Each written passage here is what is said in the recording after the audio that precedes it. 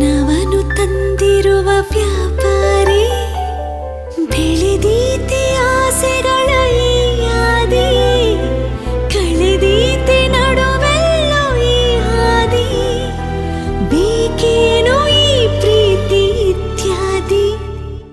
ಹಂಬಲದ ಹೂವನ್ನು ಕಣ್ಣಲ್ಲಿ ಅರಳಿಸುತ್ತ ಅಂಗಳದಿ ನಿಂತಿರುವ ಸಂಚಾರಿ, ಜೋಳಿಗೆಯ ತುಂಬೆಲ್ಲ ನಾಜೂಕು ಬಣ್ಣ